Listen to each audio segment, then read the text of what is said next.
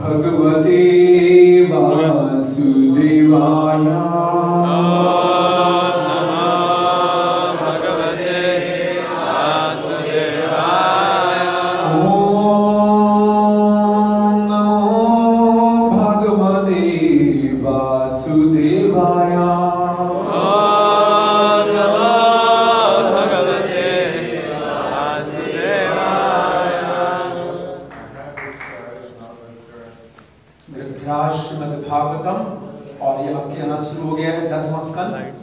और इस स्कंद का नाम है परम पुरुषार्थ और अध्याय प्रथम अध्याय भगवान श्री कृष्ण का अवतार परिचय। और श्लोक संख्या आज हमारा है बोर्ड पर 17। तो पहले मेरे पीछे शब्दार्थ का उच्चारण कीजिएगा। भूमि पृथ्वी माता द्रव्ता गर्वित निर्भव्याज राजाओं का स्वांग भरती हुई अथवा राज्य में साक्षात परम शक्ति दैत्य असुरों की अनेका सैनिकों की सेना शतायुते सैकड़ों हजारों में असंख्य आक्रांता भूजिल होकर भूरी भारेण की सेना के बोझ से ब्राह्मणम ब्रह्मा के पास शरणम शरण खोजने ययो गई। श्लोक का उच्चारण करेंगे। भूमिरदृप्त निर्भव्याज दैत्यानीक शतायुते आक्रांता भूरि भारेण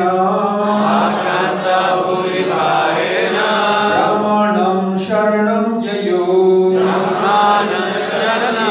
भूमिरदृप्त निर्भव्याज दैत्यानीक शतायुते आक्रांता भूरि भारेण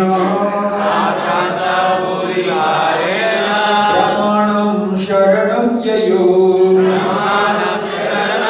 भूमिरदृप्त निर्भव्याज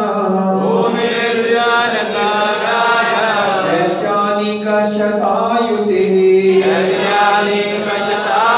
आक्रांता भूरि भारेण ब्राह्मणं शरणं ययो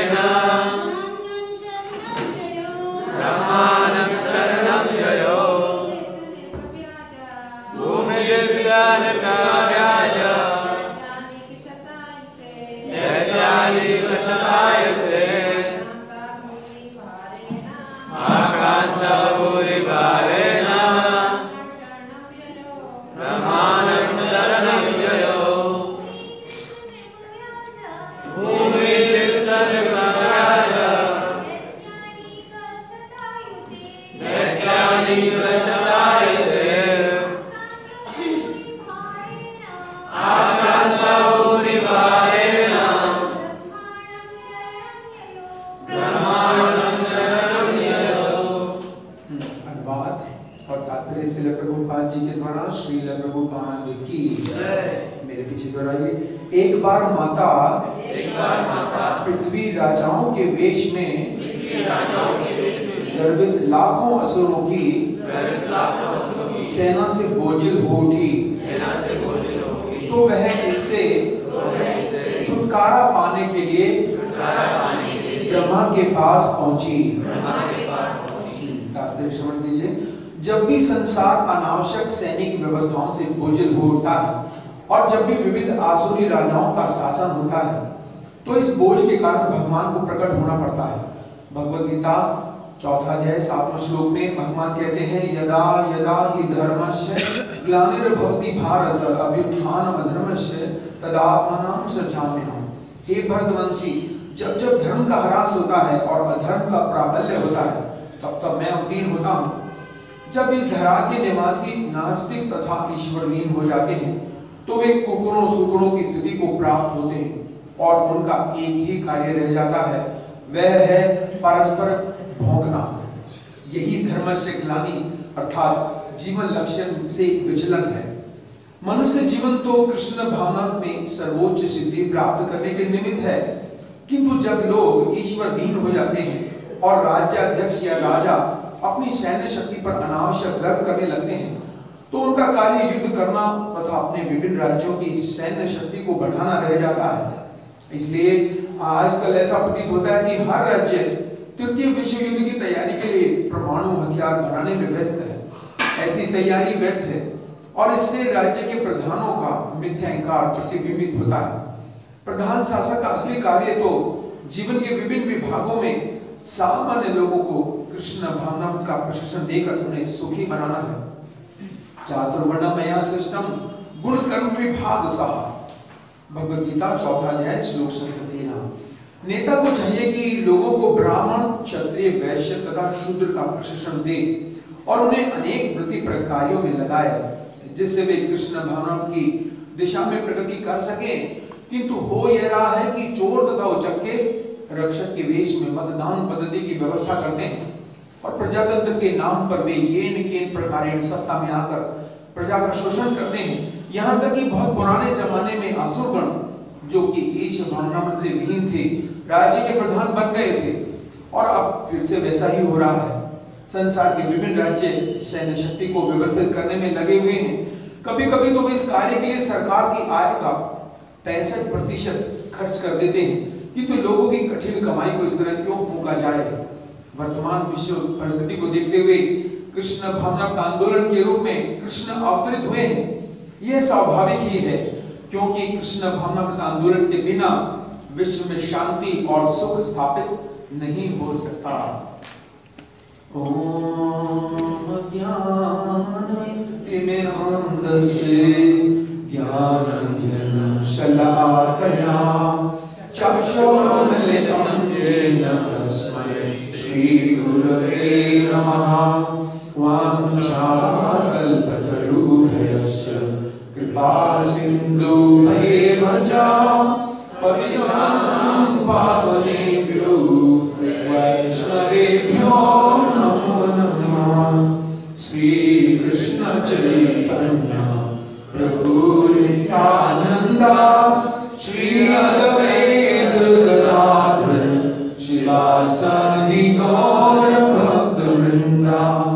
हरे कृष्णा कृष्णा कृष्णा हरे हरे, हरे राम राम राम हरे हरे। नमो विष्णुपदाय कृष्ण प्रेष्ठाय भूतले श्रीमते भक्तिवेदांत स्वामिनिधि नामिने। नमस्ते सरस्वती देवी गौरवाणी प्रचारिणे निर्विशेष शून्यवादी पाश्चात्य देशधारिणे।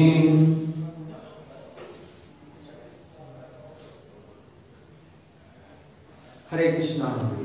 आप सभी कृष्ण भक्तों का बहुत बहुत स्वागत आज की सुबह की सभा में, जिसमें कि आपके यहाँ बहुत खुशी की बात है कि 10वां स्कंद शायद प्रथम बार शुरू हुआ। यस, प्रथम बार 10वें स्कंद में हम लोगों ने प्रवेश किया और करे भी क्यों नहीं, क्योंकि सारे एडवांस डिवोटीज हैं यहाँ पर, उनको 10वां स्कंद पढ़ने का पूर्ण अधिकार है। तो बहुत ही सुंदर ये परम पुरुषार्थ, जैसे स्कंद का नाम ही दिया है प्रभुपाद जी ने, परम पुरुषार्थ, तो भगवान श्री कृष्ण का अवतार परिचय। श्रीमद् भागवतम का जैसे थोड़ा सा महात्मा, तो मैं सोच रहा था कि आज का श्लोक में जैसे बताया जा रहा है कि पृथ्वी माता बहुत बोझिल हो गई, बहुत, और छुटकारा पाने के ब्रह्मा जी के पास पहुंची, तो ऐसे ही एक बार ब्रह्मा जी भी बहुत भयभीत हो गए थे।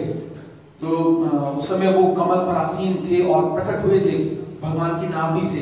एक श्लोक है ये श्रीमद् भागवतम 12वां स्कंद अध्याय 13 और श्लोक संख्या 10 में कहा गया, इदं भगवता पूर्वं ब्रह्मणे नाभि पंकजे स्थिताय भवभीताय कारुण्यात् संप्रकाशितम्। तो भगवान ने भी उनको श्रीमद् भागवतम ही प्रदान किया था। जब ब्रह्मा जी बहुत भयभीत थे, कैसे वो सृष्टि करेंगे, कैसे वो अपना कार्य संपन्न कर पाएंगे, तो इस श्लोक में कहा जा रहा है कि भगवान ने सर्वप्रथम ब्रह्मा को संपूर्ण श्रीमद् भागवत प्रकाशित किया। तो उस समय ब्रह्मा संसार से भयभीत होकर भगवान की नाभि से निकले कमल पर आसीन थे। तो यहाँ पर पृथ्वी देवी भी इस समय बहुत घबराई हुई है और चूंकि बहुत बोझिल है, तो यहाँ पर ब्रह्मा जी को भागवतम प्रदान करके भगवान ने संतुष्टि प्रदान की, क्या भागवतम का ग्रहण करो, चतुर्श्लोकी जैसे भागवत आदि है उनको प्रदान की। और यहाँ पर पृथ्वी देवी जैसा बताया जा रहा श्लोक संख्या 17 में, भूमि निर्पव्याज, पृथ्वी माता बहुत, जो राजाओं का स्वांग भर रहे थे, राजा के वेश में गर्वित लाखों असुरों की सेना से बोझिल उठी और वहीं से छुटकारा पाने के लिए ब्रह्मा के पास पहुंची। तो पहले तो हम इस पर चर्चा करेंगे, क्योंकि श्लोक में आ रहा है कि माता पृथ्वी, तो बहुत सारे लोगों को ऑब्जेक्शन भी है कि पृथ्वी को माता क्यों कहते हैं, हम लोग पृथ्वी माता नहीं कहेंगे, पृथ्वी है बस, ठीक है। तो कई लोगों का ऐसा कहना है, तो इस पर एक तो हम इस पर चर्चा करेंगे कि पृथ्वी नाम कैसे पड़ा, क्योंकि इनका नाम तो पहले धरती था, धरणी था। तो आप सब लोग जानते हैं, जैसा कि पृथु महाराज की लीला में आता है, जब पृथु महाराज प्रकट हुए तो उससे पहले महाराज अंग के पुत्र थे वेन, तो उन्होंने पूरी तरह से नकार दिया था, जो धार्मिक सिद्धांत है, वैदिक सिद्धांत है, उनको पूरी तरह से बंद कर दिया था और अपनी पूजा कराने के लिए वो कह रहे थे। तो ऋषियों ने जैसा कहते हैं कि उनको अपने वाक्यों से ही मार डाला और उनके शरीर को मथा दिया, और उनके दाएं अंग से महाराज पृथु और बाएं अंग से महारानी अर्ची प्रकट हुए। और फिर चूंकि पूरी तरह से वैदिक नियम समाप्त हो गए थे, तो हुआ क्या, पृथ्वी देवी ने जो भी बोया जाता था उसको उगाना बंद कर दिया और पूरा डाइजेस्ट करना शुरू कर दिया। तो भगवान जब पृथु के रूप में आए तो उन्होंने क्या किया, पृथ्वी देवी के पीछे भागे, तो वो गाय का रूप बना के ही भागी थी तब भी, और भाग रही थी और भगवान हम पीछे पीछे उड़ते जा रहे थे। और पृथ्वी देवी ने कहा कि आप तो मेरे रक्षक हैं, आप ही अगर मुझे मारेंगे तो फिर कौन मेरी रक्षा करेगा। तो भगवान ने बहुत कुपित होकर उनसे कहा कि आप सब कुछ जो बोल रहे हैं वो सब हजम क्यों हो रहा है, आप उगा क्यों नहीं रही हैं। तो पृथ्वी देवी ने वहां पर बताया, चूंकि लोग जो है धार्मिक नियमों का पालन नहीं कर रहे हैं, धर्म में उनकी आसक्ति कम हो रही है, नास्तिक हो रहे हैं, इसलिए मैंने भी उगाना बंद कर दिया है। आप क्या कीजिए, कोई ऐसा कीजिए, जो कोई बछड़ा लाइए और उस ममतामयी जब मैं होंगी कुछ प्रदान करूंगी तो फिर से पृथ्वी देवी सब उगा पाएंगी। तो वहां पर पृथु महाराज ने जैसे बताया गया अपने धनुष बाणों से पृथ्वी देवी को समतल किया, और फिर पृथ्वी देवी ने कहा कि हे प्रभु, मैं आपकी पुत्री के रूप में जानी जाऊं, तो आप कृपा करके मुझ पर ये कृपा कीजिए। तो पृथु महाराज की पुत्री पृथ्वी कहलाई तब से, इससे पहले ये धरती के नाम से जानी जाती थी, धरणी के नाम से जानी जाती थी। हाँ, तो चूंकि पृथु की पुत्री हैं तो पृथु से पृथ्वी ये मानी गई। तो हम देखते हैं कि पृथ्वी माता जैसा कि बहुत सारे लोगों का कहना है कि माता क्यों कहा जा रहा है इनको। देखिए, पृथ्वी देवी भगवान की पत्नी है और भगवान जगत के पिता, जगदीश है, पिता अहम से जगतो माता दाता पितामह। जैसा कि हिरण्याक्ष ने इनको गिरा दिया था जब गर्भ सागर में, तो भगवान वराह के रूप में प्रकट हुए और भगवान इनको लेकर आए। और जब भगवान इनको लेकर आ रहे थे तो वराह पुराण में कथा आती है कि पृथ्वी माता ने बहुत सारे प्रश्न पूछे थे भगवान वराह से, और बहुत सारे प्रश्नों के उत्तर भगवान वराह ने उन्हें दिए। तो एक प्रश्न उन्होंने पूछा कि हे प्रभु, मुझे तो गिरा दिया गया है नीचे गर्भ सागर में, तो ये कौन सा स्थान है जो आकाश में चमक रहा है? तो भगवान ने कहा कि हे पृथ्वी, वास्तव में ये मेरा मथुरा मंडल है जो आकाश में चमक रहा है। तुम ये मत समझना कि ये तुम्हारे अंदर है, ये तुम्हारे से अलग है। तो जैसे पृथ्वी देवी वहां फिट की जाती है तो ये स्थान स्थायी है। तो एक प्रश्न के उत्तर में भगवान वराह ने बताया। और जब पृथ्वी माता और भगवान में ये चर्चा हुई, भगवान का सन प्राप्त हुआ पृथ्वी देवी को, तो पृथ्वी माता को एक पुत्र भी प्रदान किया भगवान ने। तो इसलिए भी ये जगत की माता है। तो जो लोग ये ऑब्जेक्शन करते हैं कि हम लोग पृथ्वी माता नहीं कहेंगे, तो पृथ्वी ही कहेंगे, तो इसलिए भी चूंकि भगवान की पत्नी है और भगवान ने जैसे भूमि है, तो भूमि से एक पुत्र उत्पन्न किया जिनका नाम था भौम। बाद में उनका नाम नरकासुर पड़ गया हालांकि। और फिर जो इनकी भू शक्ति है सत्यभामा, उनको लेकर भगवान इसलिए जानबूझ कर गए जब नरकासुर का वध किया, भौमासुर का वध किया, चूंकि वो गलत कार्यों में जुड़ गया था। तो भगवान ने अपने ही पुत्र का फिर वध भी किया पृथ्वी माता के सामने। तो ये सच बात है कि पृथ्वी और जो माता है और जो भगवान है, जब जब संसार में लोग गलत कार्यों में जुड़ते हैं, अधर्म अपने लक्ष्य से विचलित होते हैं, जैसा प्रभुपाद तात्पर्य में बता रहे हैं कि ग्लानि शब्द का अर्थ है जीवन लक्ष्य से विचलन होना। जब लोग अपने जीवन के लक्ष्य से विचलित होते हैं, इसी को ग्लानि कहा गया। तो माता पृथ्वी देवी, जैसे श्रीमद् भागवतम के 12वें स्कंद के 3 अध्याय में एक पूरा चैप्टर है भूमि गीत, उसमें तो पृथ्वी देवी बहुत हंसती है। पहले तो कहती है कि ये जो राजा हैं, ये क्या सोचते हैं कि हम अपनी 5 इंद्रियों को, सेंस ऑर्गन्स को कंट्रोल करके, मन को कंट्रोल करके पूरी पृथ्वी पर राज्य कर लेंगे, जबकि ये जानते नहीं है ये तो मृत्यु के हाथों के खिलौने हैं। ये तो मृत्यु के हाथों के खिलौने। ये एक कहता है कि ये इतनी सारी पृथ्वी मेरी है। आज भी जब कोई अपने नाम पे रजिस्ट्री करा के आता है ना, फ्लैट कोई बुक करके आता है, तो उस दिन बड़ा खुश रहता है कि अरे आज ये मकान मेरा हो गया, ये जो मैंने एकड़ इतना सारा खरीदा ये सब मेरा हो गया। तो पृथ्वी देवी हंसती है ऐसे लोगों पर। वो कहती है कि कोई कहता है कि ये मेरी है, दूसरा कहता है नहीं नहीं तुम्हारी नहीं मेरी है। तो वास्तव में पृथ्वी देवी कहती है मैं किसी की नहीं हूं, मैं तो भगवान की हूं। तो हम देखते हैं कि पृथ्वी देवी माता होने के कारण अक्सर आपने देखा होगा जब जब संतान ठीक से आचरण नहीं करती है तो सबसे ज्यादा चिंता माता को होती है। और माता जो है पिता के पास जाती है और कहती है कि अपनी संतान को जरा देखो, ये ठीक से कुछ चल नहीं रहा है, शाम को लेट आता ऑफिस से या स्कूल से और पढ़ाई में इसका मन नहीं है। तो माता का भाव है वास्तव में। इसलिए अभी जो स्थिति थी जिस समय असुरों ने प्राप्त कर लिया था, श्री श्री राधा राधिका मंदिर भगवान की, श्री जगन्नाथ श्री श्री कृष्ण भगवान की। तो माता का भाव ग्रहण करके अभी चूंकि स्थिति क्या थी, चारों तरफ से असुरों की संख्या बढ़ गई द्वापर के अंत में, तो फिर से माता पृथ्वी देवी को चिंता हुई, यानी माता को चिंता होती है।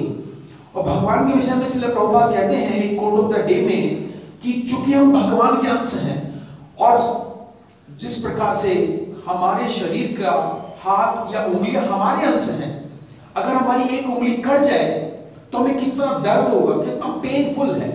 उसी प्रकार से चूंकि हम भगवान के अंश हैं, तो प्रभुपाद उस कोट ऑफ द डे में बताते हैं कि इसी प्रकार से भगवान के लिए पेनफुल होता है, बहुत उनके लिए दर्दनाक होता है। इसलिए वो संसार में आते हैं और अपनी इस प्रकार की सुंदर सुंदर लीलाएं करते हैं ताकि हम लोग उनसे कुछ आकर्षित होकर और यहाँ का जो हमारा आकर्षण है उसको छोड़ करके भगवान में ही आकर्षित हो। तो यहाँ पर इस श्रीमद् भागवतम के अंदर तो ये बताया जाएगा कि माता पृथ्वी देवी गई, जैसे ब्रह्मा जी के पास पहुंची है, और ब्रह्मा जी फिर कुछ देवताओं को लेकर श्वेतद्वीप के सागर में जाएंगे। लेकिन गर्ग संहिता में थोड़ा और विस्तार से बताया गया इस घटना को। उसमें बताया गया कि जब माता पृथ्वी देवी जाती हैं गाय का रूप बनाकर के ब्रह्मा जी के पास, ब्रह्मा जी जाते हैं शिव जी के पास, शिव जी इंद्र, चंद्र, वरुण, बहुत सारे देवताओं को लेकर जाते हैं विष्णु के पास। तो श्रीमद् भागवतम में तो चूंकि सुखदेव गोस्वामी के पास बहुत कम समय था, उन्होंने थोड़ा शॉर्टकट में इसको सुनाया कि एक आकाशवाणी हुई और इस तरह से पुरुष सूक्त वैदिक मंत्रों का उच्चारण किया गया और भगवान ने कहा मैं प्रकट होऊंगा। लेकिन अगर हम गर्ग संहिता में देखें तो भगवान विष्णु कहते हैं कि हे ब्रह्मा जी, इस बार मैं अवतार नहीं लूंगा, क्योंकि ये जो 28वां मनवंतर का 7वां द्वापर चल रहा है, इस बार मेरा समय नहीं है। इस बार तो साक्षात अनंत कोटि ब्रह्मांड नायक परिपूर्णतम भगवान श्री कृष्ण ही प्रकट होंगे। चलो हम उनके धाम चलते हैं, उनको सूचित करते हैं कि आपका समय हो गया, प्रभु आइए। तो ब्रह्मा जी कहते हैं कि हे प्रभु, मैं तो सोचता था आप ही सर्वे सर्वा हैं, तो चले आपके साथ। तो भगवान विष्णु उन्हें सबको लेकर के जाते हैं ब्रह्मांड के उस छेद से जहां से वामन देव के अंगूठे से छेद हो गया था हमारे ब्रह्मांड में। तो वहां से जब निकलते हैं सारे, और जब जाकर देखते हैं तो सारे देवताओं ने देखा, रे बाप रे बाप, कितना सारा कारण समुद्र का दर्शन किया, और करोड़ों करोड़ों ब्रह्मांड जो है बुलबुले की तरह से वहां बह रहे हैं पानी में। और इस तरह से सारे देवता भगवान विष्णु के संरक्षण में पहुंचते हैं। कहां पर? गोलोक वृंदावन धाम के द्वार पर। और वहां पर बताया गया कि एक गोपी खड़ी है वहां पर, हाथ में छड़ी लेकर के। जैसे अंदर प्रवेश करने लगे तो गोपी ने छड़ी लगा दी। कहां जा रहे हो? पहले ये तो बताओ कहां से आए हो, कौन हो? मेरी ड्यूटी है यहाँ पर, आप ऐसे अंदर नहीं जा सकते। तो ब्रह्मा जी पूछते हैं, हे देवी आपका नाम क्या है? तो वो बताती है शत चंद्र आनना। शत मीन्स 100, चंद्र मीन्स चंद्रमा निकले हो, और आनना मीन्स मुखमंडल। मेरा नाम है शत चंद्र आनना, और मेरी ड्यूटी है जो भी अंदर प्रवेश करता है उससे मुझे पूछना पड़ता है कहां से आए, और मुझे भगवान को इंफॉर्मेशन देनी होती है। तो बताइए इंट्रोडक्शन क्या आपका? तो ब्रह्मा जी कहते हैं जाकर अंदर कहो ब्रह्मा जी आए हैं। तो वो कहती है कि ब्रह्मा जी आए, आप देख नहीं रहे कितने सारे बुलबुले की तरह से करोड़ों करोड़ों ब्रह्मांड यहाँ कारण समुद्र में बह रहे हैं, आप कौन से ब्रह्मांड के ब्रह्मा है, थोड़ा ये तो बताइए। अब ब्रह्मा जी चारों तरफ देख रहे हैं कि मेरे अलावा भी कोई ब्रह्मा है क्या? तो शिव जी से कहते हैं, शिव जी महादेव आप कुछ थोड़ा बताइए कि कौन से ब्रह्मांड से आए हैं। तो जब वो आपस में डिस्कस कर रहे हैं तो शत चंद्रान आनना कहती है कि लगता है कि आप इससे पहले घर से बाहर कभी निकले नहीं, लगता है आपकी स्थिति तो ऐसी है जैसे कूलर के फ्यूल में बहुत सारे कीड़े रहते हैं और उनके लिए बस वही दुनिया होती है, वो बाहर की दुनिया कुछ नहीं जानते। तो आप आश्चर्य की बात है, आप अपने घर के बारे में कुछ नहीं जानते, गांव के बारे में कुछ नहीं जानते, कहां से आए हैं? तो बड़ी लज्जित हो गए हमारे ब्रह्मांड के जो ब्रह्मा जी हैं, और वो सोच रहे हैं क्या कहें, कहां से आए, कुछ पता नहीं उनको। तो शिव जी भी कह रहे हैं मुझे भी कुछ नहीं मालूम। फिर जो विष्णु खड़े हैं, भगवान विष्णु बोले, हे देवी मैं कुछ बताता हूं, मैं कुछ जानता हूं। तो आप अंदर जाकर भगवान श्री कृष्ण से ये कहिए, हम उस ब्रह्मांड से आए हैं जिस ब्रह्मांड में उनका वामन अवतार हुआ था, और जिस ब्रह्मांड में छेद है उनके अंगूठे के चरण का जो अंगूठा था वो टकरा गया था, हम उस ब्रह्मांड से आए हैं। तो चंद्रा आनना कहती है, हाँ ये कुछ जानता है, बाकी सारे बुद्धू हैं यहाँ पर जो आए हैं। तो फिर जाकर के वो गोपी जो हाथ में छड़ी लिए थी भगवान को जाकर कह दिया कि हे प्रभु कुछ ब्रह्मांड से लोग आपसे मिलने आए हैं, उस ब्रह्मांड से जहां पर आपका वामन अवतार हुआ था। तो भगवान मुस्कुराने लगे और भगवान ने कहा हे देवी उनको अंदर आने दो। तो वहां पर बहुत ही सुंदर, बहुत डिटेल्ड में अगर आप पढ़ें, गोलोक खंड है पूरा। तो जब सारे देवता अंदर प्रवेश करते हैं तो गोलोक धाम का अंदर का वर्णन किया गया है कि इतना अनबिलीवेबल, इतनी लंबी हाइट का गोवर्धन पर्वत है, शायद 50 करोड़ योजन ऊंचा, और बहुत सुंदर जमुना जी वहां भरी बह रही है, जिसमें बहुत सारे कमल के फूल जो है बह रहे हैं, और अनेक कलर्स की वहां गाय हैं, कहीं नीली, कोई पीली, कोई काली, कोई सफेद, कोई लाल रंग की, कोई चितकबरे कलर की, और बहुत सुंदर सुंदर उद्यान है। तो जब हमारे ब्रह्मांड के देवता वहां पहुंचे तो वो आश्चर्यचकित रह गए। और वहां पर गर्ग मुनि जी कहते हैं कि हमारे ब्रह्मांड के समस्त देवतागण आनंद के सागर में गोता लगाने लगे कि ये कौन सा स्थान है जहां पर मंजरियां और गायियां और गोपगण भ्रमण कर रहे हैं। और जब वो आगे बढ़ रहे थे बहुत विस्तार से, तो उन्होंने एक चमचमाता हुआ सफेद रंग का कमल दल का एक सिंहासन देखा जिसमें 1000 अंकुरियां थी। और फिर उसके ऊपर उन्होंने एक कमल दल देखा 8 जल वाला, जिसमें कि 8 पंखुड़ियां थी सफेद रंग का। और उसके ऊपर एक चमचमाता सिंहासन देखा जिसमें कि भगवान अनंत कोटि ब्रह्मांड नायक भगवान साक्षात श्री कृष्ण भगवान श्रीमती राधा जी का के साथ विराजमान थे। और भगवान मुस्कुरा रहे थे और सारे देवता उनका दर्शन करके नतमस्तक हो गए। अनेक देवता तो मूर्छित हो गए उनका इतना सुंदर रूप देख करके। और फिर वहां पर बताया गया अचानक भगवान नरसिंह देव प्रकट हो गए और वो सीधे उनके शरीर में चले गए। फिर भगवान नर नारायण उनके शरीर में चले गए। फिर भगवान श्री रामचंद्र जी जो कि चारों भाइयों के साथ रथ समेत आए और भगवान के शरीर में चले गए। तो सारे भगवान के अवतार भगवान श्री कृष्ण के शरीर में चले गए। और फिर भगवान ने सभा आरंभ की। तो बताइए क्या समस्या आपकी?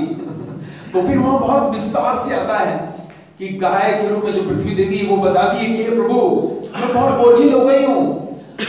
वहां पर पृथ्वी देवी वही श्लोक बोलती हैं जो कि बलि महाराज ने 8वें अध्याय 8वें स्कंद के 20वें अध्याय के शायद 4था श्लोक है जिसमें कि वो कहते हैं, ये श्लोक है कि मैं समुद्र पहाड़ वृक्ष अनेक बोझ को सहन कर सकती हूं, लेकिन जो व्यक्ति झूठे हैं उनका बोझ मुझसे सहन नहीं हो रहा है।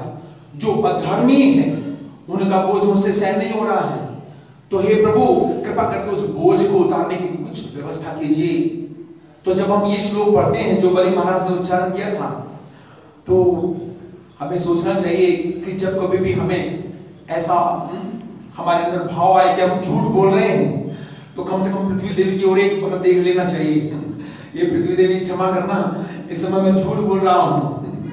क्योंकि पृथ्वी देवी कहती है मैं उस व्यक्ति का बोझ नहीं सहन कर सकती। हे प्रभु सोचो, पृथ्वी देवी पहाड़ों का बोझ सहन कर लेती है, कितने वृक्षों का बोझ सहन कर लेती है, लेकिन हम धड़ल्ले से झूठ बोल देते हैं और सोचते नहीं। एक झूठ बोलवाया गया था युधिष्ठिर महाराज से। भगवान ने कहा था कि अश्वत्थामा हाथी मारा गया। उस पाप के कारण भी युधिष्ठिर महाराज को ले जाया गया था कहां? नरक के रास्ते से ले जाया गया था। वो दूसरी बात है कि नरक के बहुत सारे पापियों का उद्धार हो गया था, लेकिन हम अपने बारे में सोचना चाहिए कि हमें कौन से रास्ते से ले जाया जाएगा और कहां ले जाया जाएगा। तो ये बहुत ही सोचनीय स्थिति है कि हम कुछ भी सोचते नहीं हैं और पृथ्वी माता यहां साक्षात उपस्थित उसी पर खड़े होकर के हम ये सब बोलते हैं।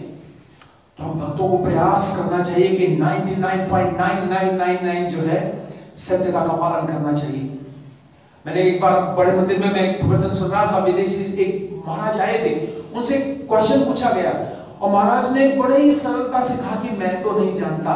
हमारे गुरु महाराज ने भी अभी यात्रा में कहा कि मैं तो इसके बारे में नहीं जानता। एक प्रश्न पूछा गया तो कितना सत्यता का पालन होना चाहिए, इससे हमें पता चलता है कि पृथ्वी माता हमारे वरिष्ठ वैष्णव हमें सिखाते हैं कि निश्चित रूप से हमें सत्यता का पालन करना चाहिए। इसलिए कहा भी गया सत्यमेव जयते, हमेशा सच की ही विजय होती है। देखिए बताया गया कि जब 4 युग हैं, हालांकि वाल्मीकि रामायण में वाल्मीकि जी मुनि बताते हैं कि जो 4 युग हैं, सत्य युग में चारों धर्म के पाप थे। तो उन्होंने बड़ी सुंदर व्याख्या की त्रेता युग का त्रेता नाम क्यों पड़ा। उन्होंने बताया वाल्मीकि रामायण में चूंकि 3 धर्म के पांव थे इसलिए त्रेता, और द्वापर पर पैर पड़े तो 2 पैर थे धर्म के इसलिए द्वापर नाम पड़ा इसका। और कली जब आया तो एक ही इस समय धर्म का पांव बचा हुआ है और वो बचा हुआ है सत्यता का। अगर इस युग के अंदर कोई सच्चाई से भी रहे, कम से कम बाकी इतना नहीं कर पाए, तपस्या नहीं कर पाए और नियमों का पालन नहीं, पवित्रता इतना नहीं कर पाए, तो कम से कम अगर हम सच बोलने का भी एक नियम बना लें छोटा सा कि प्रभु जी आज के बाद झूठ नहीं बोलेंगे, नहीं तो पृथ्वी माता शायद मेरा बोझ ना सहन कर पाए, तो भी धर्म हमारी रक्षा करेगा। भगवान कहते हैं ना, धर्मो रक्षितः रक्षिता, जो धर्म की रक्षा करता है धर्म उसकी रक्षा करेगा। तो हमें सच्चाई से जीवन जीने का प्रयास करना चाहिए, इसमें हमारी बहुत बड़ी विजय होगी, नो डाउट। तो वहां पर भगवान ने बहुत सारे प्लानिंग बताए। हालांकि ब्रह्मा जी ने पूछा, प्रभु, भगवान ने सबको बताया कि कौन क्या बनेगा मेरी लीला में। ब्रह्मा जी ने पूछा, प्रभु मैं क्या बनूंगा? तो भगवान ने कहा तुम अनिरुद्ध बनोगी। तो वहां पर पार्वती देवी भी साथ में गई थी। पार्वती देवी ने पूछा, प्रभु मैं आपकी लीला में क्या बनूंगी? तो भगवान ने बताया कि हे देवी, एक बार शिव जी की उपस्थिति में तुमने मुझे घूर कर बहुत देर तक देखा था, इसलिए तुम मेरी पत्नी बनोगी वहां पर तुम्हारी मनोवांछा पूर्ण करने के लिए, और तुम्हारा नाम होगा जामवंती। तो भगवान वहां सबको बताते हैं गर्ग संहिता में कौन क्या बनेगा। राधा रानी कहती है कि प्रभु मैं तो नहीं जाऊंगी। भगवान कहते हैं क्यों? राधा रानी कहती है कि प्रभु जहां पर मथुरा वृंदावन है और वहां पर अगर गोवर्धन नहीं है, जमुना जी नहीं है, तो मैं नहीं जाऊंगी। तो भगवान ने कहा कि वो पहले आपसे वहां प्रकट कर दिए जाएंगे, हे देवी उसकी चिंता नहीं करो। तो इस प्रकार से भगवान प्लान करते हैं। तो आज के श्लोक में जैसा कि हम कह रहे हैं कि माता पृथ्वी ने गाय का रूप धारण किया, तो जो ज्यादा एडवांस पढ़ाई लिखाई कर लेते हैं ना, खासकर से साइंटिस्ट लोग, तो वो कहते हैं इससे माइथोलॉजी। ऐसा भी हो सकता है कि पृथ्वी और गाय बन जाए और कहा जाए, ब्रह्मा जी के पास जाए, वेयर इज ब्रह्मा, वो पूछेंगे। फिर ब्रह्मा जी जाते हैं श्वेत द्वीप पे, कहां है वो?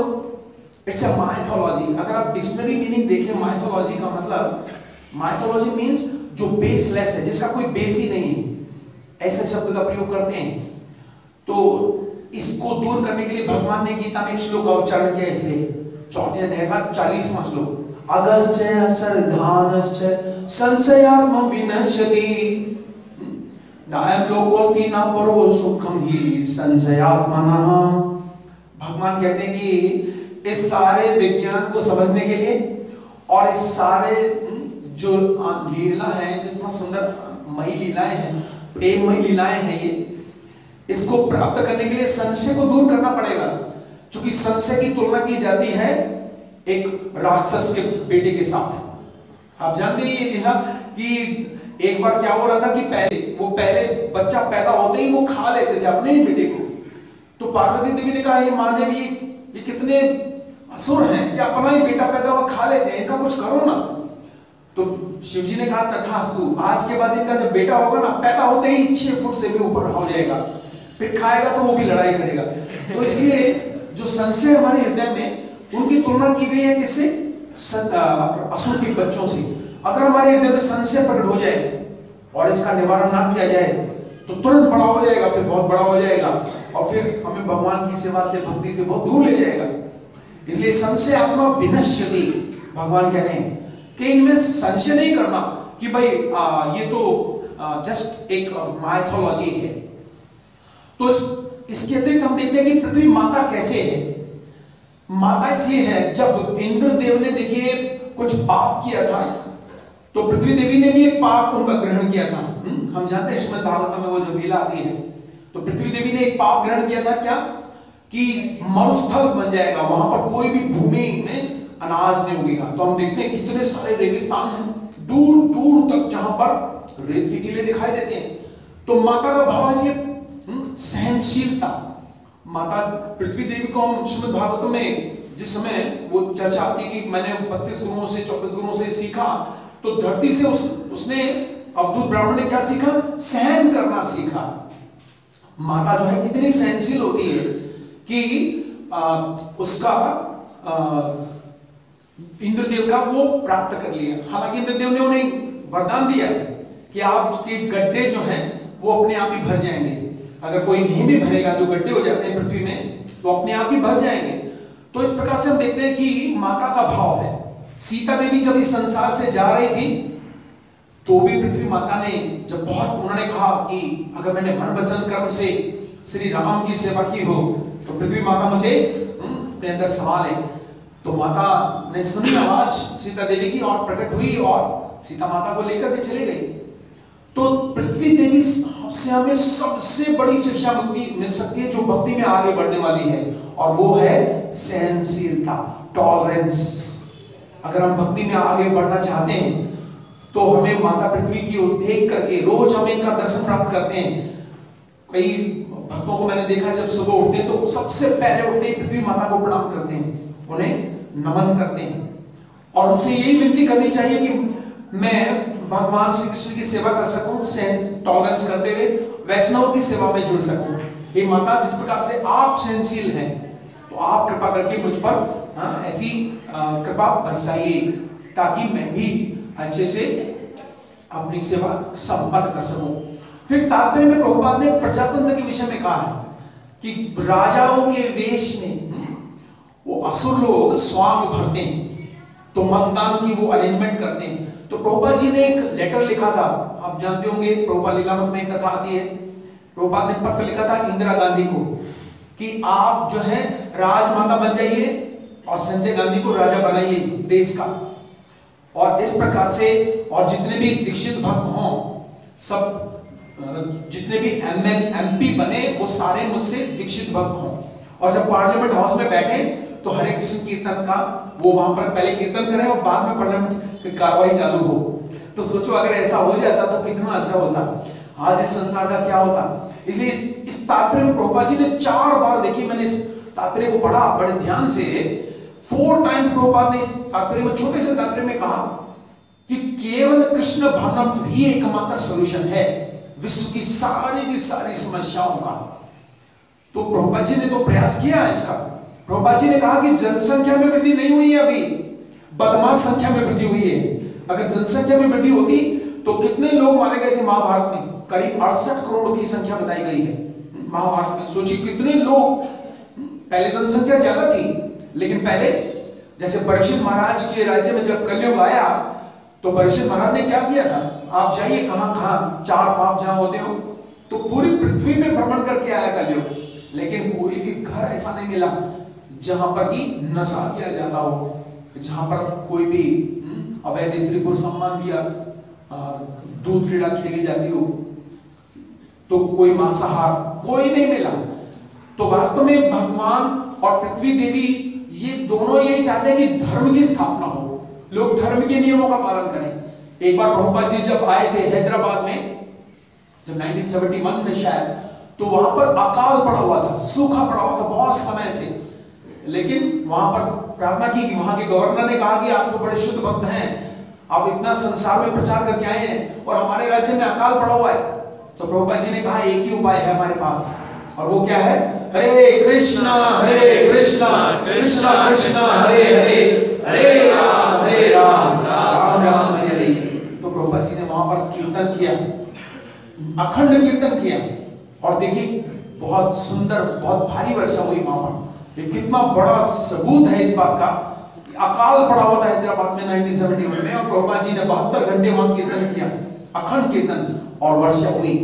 एक बार तमाकू महाराज के साथ भी ऐसा हुआ था, विदेश में थे वो, तो वहां पर भी ऐसे था, अकाल पड़ा हुआ था। तमाकू महाराज ने कहा कि मेरे गुरुदेव ने एक बार वर्षा कराई थी इस अखंड कीर्तन से, तो हम लोग भी ऐसे करते हैं। तो जब उन्होंने भी अखंड कीर्तन कराया तो वर्षा हुई थी वहां भी।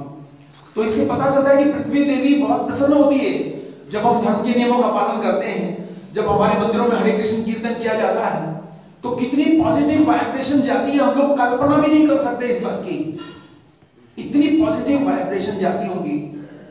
लेकिन समाज जो है इस बात को नहीं जानता। जब जरासंध ने 20,800 राजाओं को कैद किया था, तो जब उन राजाओं को भगवान ने छुड़ाया तो वो अपनी कहते हैं कि हे प्रभु, वास्तव में हम मगध राज को दोष नहीं देते, ये तो आपकी कृपा है। क्योंकि हम लोग क्या कर रहे थे, हम भूल गए थे कि हमारा क्या कर्तव्य है, एक राजा का क्या कर्तव्य होता है जनता के प्रति, हम इसको भूल गए थे। और आपने अच्छा किया कि हमें कैद करा दिया जरासंध के कैद खाने में। और जब वो निकले तो उन्होंने कहा हे प्रभु, आगे से आशीर्वाद दीजिए कि हम कभी भी अब हमारी मति नहीं बदले।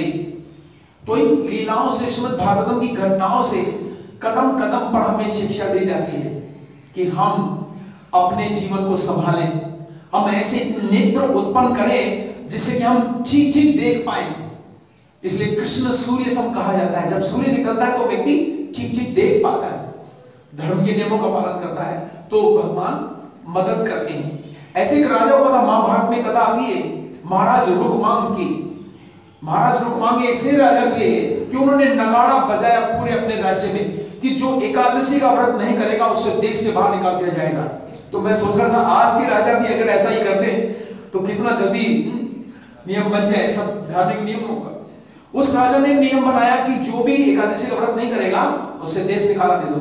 तो पूरे राज्य में एकादशी का व्रत करना चालू कर दिए और कुछ ही दिनों में जानते क्या हुआ, यमराज जी जो है उनकी जॉब जाने को खत्म होने वाली थी, चित्रगुप्त जॉब खत्म होने वाली थी। दोनों बैठ करके चिंता करने लगे, अरे भाई अब नौकरी किस बात की करें जब कोई आ ही नहीं रहा है यहाँ पर। तो पहले नरक में लोग जानते कैसे जा रहे हैं, अभी भी नरक में लोग ऐसे जा रहे हैं जैसे राजीव चौक पर आप मेट्रो स्टेशन पे जाकर चढ़ो ना गाड़ी में, तो वहां पर क्या होता है, आप लाइन में खड़े हो जाए, आपको चढ़ा दिया जाएगा अंदर सीधा। ऐसे लोग नरक में आ रहे थे पहले तो, और अब क्या हो गया, कोई आ ही नहीं रहा। तो दोनों आते हैं भगवान के पास, यमराज जी भी और चित्रगुप्त आकर कहते हैं, हे प्रभु, जो व्यक्ति अपनी नौकरी में कार्य नहीं करता और खामखा की बिना बात की सैलरी लेता है, उस व्यक्ति को चूहा बनना पड़ता है अगले जन्म में। तो हम जो है चूहा नहीं बनना चाहते। हे प्रभु ये इस्तीफा ले लो। भगवान ने पूछा हुआ क्या, ब्रह्मा जी ने पूछा हुआ क्या, कहने लगे कोई नरक में आता ही नहीं आजकल। तो ब्रह्मा जी ने पता लगाया इसका कारण क्या, ऐसा कैसे हो गया, भाई सब लोग भक्त बन गए। तो पृथ्वी में पता किया कि महाराज रुक्मांग नाम के एक राजा हुए हैं, उन्होंने कानून बना दिया पक्का कि जो भी एकादशी का व्रत नहीं करेगा देश से बाहर निकाल दो। तो सोचिए आज जो सरकारें हैं, आज की सरकार की चिंता क्या होती है, बस कैसे एडवांसमेंट मानते हैं वो कि रोटी कपड़ा मकान 3 चीजें मिल जाए तो समझो हमारा कार्य पूरा हो गया। जबकि आज पार्लियामेंट के अंदर मैं सोच रहा था ये कानून बनना चाहिए कि आप अगर मुसलमान हैं तो मुसलमान के नियमों का पालन कीजिए, हिंदू हैं तो अपने धर्मों का पालन कीजिए, क्रिश्चियन है तो उनके धर्म का पालन कीजिए, सिख है तो उनके धर्म का पालन कीजिए, तो भी विश्व में बहुत शांति लाई जा सकती है। लेकिन आजकल के राजाओं को ये शिक्षा कहां से मिलेगी। इसलिए प्रभुपाद कहते थे today society is headless society. क्यों? क्योंकि ब्राह्मण नहीं है। इसलिए प्रभुपाद जी ने कहा कि हमने हरे कृष्ण आंदोलन इसलिए स्थापित किया है ताकि हम ब्राह्मण बनाने का कार्य शुरू कर रहे हैं। ब्राह्मण होंगे तो लोगों को गाइडेंस मिलेगी, लोगों को कुछ सोच समझ मिलेगी ताकि वो अपने जीवन को ठीक ठीक चला पाए। 13 अगस्त 2015 को 50th मनाया गया था कलकत्ता के इंडोर स्टेडियम में। तो मुझे भी जाने का अवसर मिला था उस समारोह में। तो हमने वहां पर देखा कि जो गिनीज बुक ऑफ वर्ल्ड के जो डायरेक्टर थे मिस्टर जस्सू पटेल, वो आए हुए थे और उन्होंने वहां पर एक घोषणा की थी कि आज अंतरराष्ट्रीय श्री कृष्ण भावनामृत संघ इस्कॉन ने गिनीज बुक ऑफ वर्ल्ड में अपना नाम दर्ज कर दिया है। कैसे कि 142 कंट्रीज के लोग एक साथ एक डायस पर खड़े होकर के यहां कीर्तन कर रहे हैं। तो हालांकि उनके जब पासपोर्ट चेक किए गए तो 129 देशों के मिले। उन्होंने घोषणा की इससे पहले ये योगा डे के नाम पर था गिनीज बुक ऑफ वर्ल्ड का, एक ही स्थान में 82 देशों के लोग आए। तो आज ये इस्कॉन ने तोड़ दिया। तो हमने वहां देखा कि अनेक डिवोटीज थे, अपने अपने देश के झंडे तो लेकर आए थे, लेकिन उसके ऊपर उन्होंने एक और झंडा लगाया हुआ था जो इस्कॉन का एक लोगो है। आपने देखा ना इस्कॉन का लोगो। तो प्रभुपाद जी ने कहा कि जो यूएनओ बना है, यूनाइटेड नेशन ऑर्गेनाइजेशन, उसका कार्य विश्व में शांति लाना, लेकिन वो अपने उद्देश्य में फेल रहा है, जिसमें बहुत बड़े बड़े एजुकेटेड लोग हैं। लेकिन हम थोड़े से हरे कृष्णा भक्त लगे थे इस कार्य को प्रारंभ करने के लिए। असली यूएनओ हमने बनाया है। और आज के तात्पर्य में प्रभुपाद जी यही लिख रहे हैं कि यह शांति और सुख स्थापित नहीं हो सकता क्योंकि कृष्ण भावनामृत के आंदोलन के बिना। तो इसलिए भक्ति सिद्धांत महाराज भी कहते थे इस बात को कि अगर कोई आशा की किरण है इस संसार में एकमात्र, तो वो ये हरे कृष्ण आंदोलन है, हरे कृष्ण का कीर्तन है। इसी से ही केवल घर घर में, मित्र मित्र में, ऑफिस में और पूरे समाज में, सोसाइटी में शांति की जा सकती है।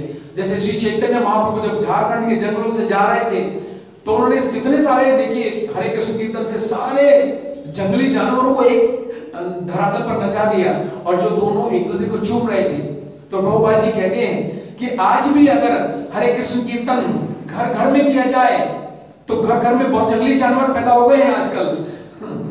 तो अगर वो प्रेम से बैठ करके कीर्तन करें तो इसी प्रकार से प्रेम को स्थापित किया जा सकता है जैसे कि वो जंगली जानवरों ने किया।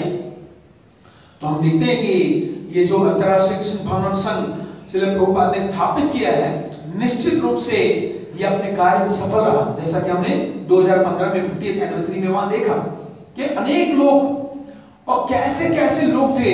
एक थे भक्त थे, हनुमान प्रभु थे। अगर आप उन्हें देखें तो बिल्कुल ब्लैकिश, और शायद कहीं साउथ अफ्रीका, बिल्कुल आदिवासी शायद कंट्री से वो आए थे। और क्या उन्होंने कीर्तन किया, उनको ही कहा गया कि प्रभु जी आप कीर्तन करोगे। इतना धमाकेदार कीर्तन किया कि पूरा इंडो स्टेडियम 15,000 डिवोटीज डांस कर रहे थे उनके कीर्तन। My God. तो इससे पता चलता है कि श्रील प्रभुपाद ने ये जो आंदोलन स्थापित किया है, तो पूरा विश्व श्रील प्रभुपाद का ऋणी है, पृथ्वी माता ऋणी है। भगवान श्री कृष्ण प्रसन्न है श्रील प्रभुपाद जी से। इसलिए जैसे अंग्रेजों के राज में सूर्य नहीं छिपता था, आज प्रभुपाद की गुरु पूजा में सूर्य नहीं छिपता। इसलिए किसी भी क्षण आप लगा के देखिए, यूट्यूब या कोई भी चैनल ऐसा आपके पास हो, किसी भी टेंपल में आपको गुरु पूजा होती मिलेगी, प्रभुपाद का ग्लोरिफिकेशन होता मिलेगा, चाहे रात हो चाहे दिन हो। तो इससे पता चलता है कि हम लोग कितने सौभाग्यशाली हैं। हम लोग कैलकुलेशन नहीं कर सकते हम कितने ज्यादा सौभाग्यशाली हैं कि इसलिए प्रभुपाद और इस संस्था से जुड़ गए हैं, प्रभुपाद के चरणों में आ गए हैं। हमें कोटि कोटि धन्यवाद देना चाहिए, प्रति क्षण धन्यवाद देना चाहिए भगवान को और वैष्णवों को, वर्तमान आचार्य वृंद को, कि इतनी सुंदर व्यवस्था उन्होंने हमें दी है कि हम इस आंदोलन में लेकिन कुछ सेवा कर सके। युधिष्ठिर महाराज की भी यही इच्छा थी जब उन्होंने राजसूय यज्ञ किया था। युधिष्ठिर महाराज ने क्या कहा था, हे प्रभु मैं सारे विश्व को एक साथ इकट्ठा करके राजसूय यज्ञ संपन्न करना चाहता हूं। क्यों करना चाहता हूं, क्यों किया था उन्होंने राजसूय यज्ञ? क्योंकि उन्होंने एक श्लोक में कहा, हे प्रभु मेरी इच्छा है कि सारा संसार आकर ये देख ले कि आप ही परम भगवान हैं, मैं आपकी अगर पूजा करना चाहता हूं। तो भक्तों की यही इच्छा होती है कि श्री कृष्ण ही स्थापित हो जाए घर घर में, पूरे विश्व में, समस्त स्थानों में। तो आज के श्लोक में हम देख रहे हैं कि माता पृथ्वी देवी जो बहुत बोझिल हो उठी थी, इससे छुटकारा पाने के लिए ब्रह्मा जी के पास पहुंची। तो लेकिन कलयुग जैसे ही आया है, कलयुग ने फिर से अपना कार्य प्रारंभ कर दिया। कलयुग ने फिर से क्या किया है कि वो युद्ध कर, पहला विश्व युद्ध, द्वितीय विश्व युद्ध और इस प्रकार से हो रहे हैं। लेकिन श्री चैतन्य महाप्रभु जब गर्भपिष्ट हुए, श्री चैतन्य महाप्रभु जब सची माता के गर्भ में आए, तो श्री चैतन्य भागवत के अंदर ये कथा आती है कि अभी गर्भ में आए ही थे सची माता के श्री चैतन्य महाप्रभु, तो ब्रह्मा जी और समस्त देवी देवता, शिव जी, सारे सची आंगन में आए। और आप मेरे पीछे ये श्लोक दोहराइएगा, ये पद्म पुराण का श्लोक उन्होंने उच्चारण किया, ये बहुत ही सुंदर श्लोक है। वो बोल रहे हैं, मेरे पीछे दोहरा पाएंगे, संस्कृत में है, पदमाभ्याम भूमिर्दिशो दृगभ्याम दोषया मंगल द्विषा बहुदोषयादिराजन् कृष्ण भवस्य नित्यता। तो सारे देवता और ब्रह्मा जी देखिए सची आंगन में, सची के जो गर्भ में भगवान श्री चैतन्य महाप्रभु उपस्थित हैं, क्या कह रहे हैं, हे प्रभु हमें मालूम है कि आप संसार में अवतरित होने वाले हैं, और जब आप इस धरा में प्रकट हो जाएंगे, तो जब आप अपने चरणों से इस धरा को स्पर्श करेंगे और आपके भक्त जब इस धरा में कीर्तन करेंगे, नृत्य करेंगे, तो इस पृथ्वी के जो अमंगल हैं वो मंगलशाली हो जाएंगे। और जब आपके भक्त और आप स्वयं कीर्तन करेंगे इस धरा में, तो दसों दिशाएं, जब आप नेत्रों से अश्रु बहाएंगे, आपके भक्त नेत्रों से अश्रु बहाएंगे, तो दसों दिशाओं के अमंगल नष्ट हो जाएंगे।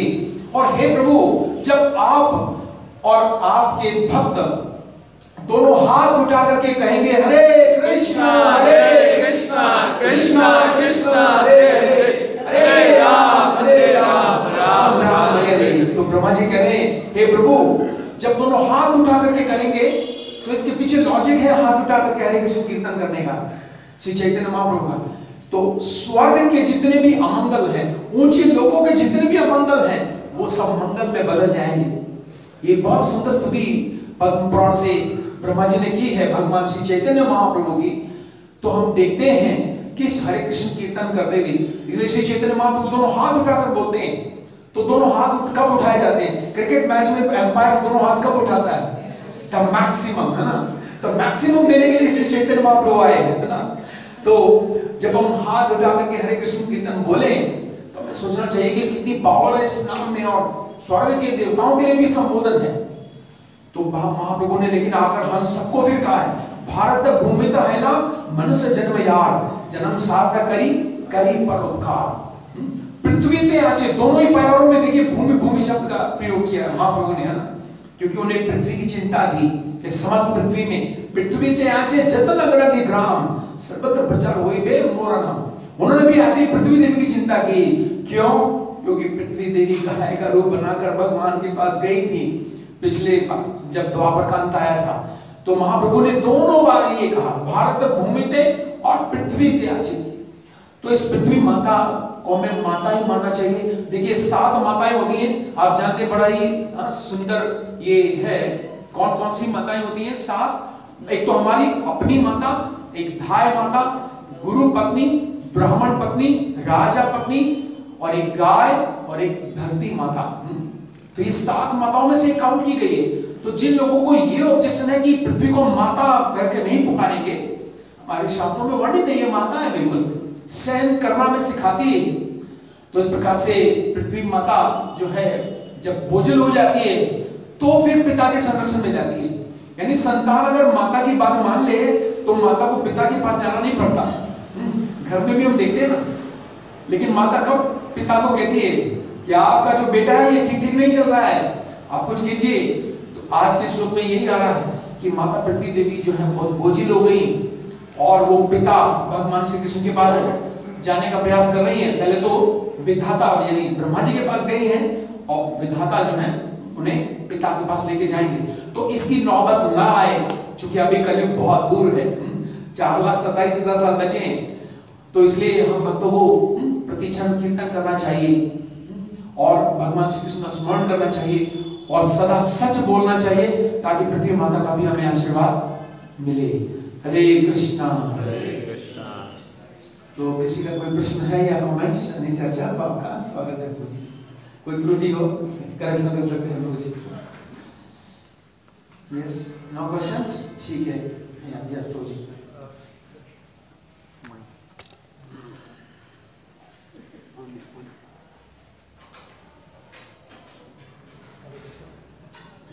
हरे कृष्ण जी, बहुत बहुत धन्यवाद। अभी जी एक मेरा क्वेश्चन था कि जैसे सब धर्म हम उसी को बोलते हैं जो भगवान ने जो बोला है उसी को मानना। मतलब जैसे युधिष्ठिर महाराज के केस में उन्होंने तो उनका हायर रिलीजन फॉलो किया। यस, तो फिर उनको पाप क्यों लगेगा? बहुत सुंदर प्रश्न पूछा पूछने धन्यवाद। कि हमें जो कुछ प्रभुपाद भी कहते हैं कि जो कुछ भगवान कृष्ण ने कहा वही धर्म है और जो कुछ नहीं कहा वही अधर्म है। तो यहाँ पर तो भगवान ने कहा कि हे युधिष्ठिर तुम झूठ बोलो, अश्वत्थामा मारा गया, लेकिन युधिष्ठिर महाराज कहने नहीं प्रभु मैं झूठ नहीं बोलूंगा। तो युधिष्ठिर महाराज ने तो धर्म का पालन किया, जो भगवान ने कहा वही तो उन्होंने कहा। लेकिन भगवान, इसका उत्तर ये है कि भगवान वहां पर ये देखना चाहते थे युधिष्ठिर महाराज से कि ये सत्यता का ही भक्त है या मेरा भक्त है। तो कई बार क्या होता है कि जो सच होती है वो भक्ति में आड़े भी आ जाती है ना। अगर हम सच बोलेंगे, मान लीजिए कोई स्टूडेंट है वो सच बोलेगा और बताएगा कि मैं मंदिर जाना शुरू कर दिया है, तो भक्ति में आगे नहीं बढ़ पाएगा, क्योंकि घर वाले क्या बोलेंगे इतना जाना ठीक नहीं। तो वास्तव में भगवान ने यही परीक्षा ली उनकी कि केवल सत्य का भी भक्त नहीं होना है, मुख्य बात क्या है? हमें भगवान का भक्त होना है। जो कुछ भगवान कह रहे हैं फिर उन्हें रास्ते से इसलिए ले जाया गया क्योंकि जो वैष्णव होता है, जो भक्त होता है, वो इसकी चिंता नहीं करता कि वो स्वर्ग में है, वो नरक में है, या वो वैकुंठ में है, या वो बीमार है, स्वस्थ है, या क्या है। एक वैष्णव जो होता है उसका शरीर छूट जाए ऐसे भी चिंता नहीं होती। वैष्णव की चिंता होती है कि सेवा नहीं छूटे। विष्णु पुराण में श्लोक आता है, नाद योनि सहस्रेषु येषु येषु भ्रमाम्यहम् तत्र तत्र अच्युता भक्तिरच्युता दृढ़ातुई। हे नाथ, चाहे मुझे किसी भी योनि में फेंक दें, नाद योनि सहस्रेषु येषु येषु भ्रमाम्यहम्, कहीं भी मैं भ्रमण करूं, तत्र तत्र अच्युता, हे प्रभु मैं वहां जाऊं, तत्र तत्र अच्युता भक्तिर अच्युता दृढ़ातुई, जहां आपकी दृढ़ता से भक्ति की जा रही हो ना, सेवा हो, वहां मुझे रखना।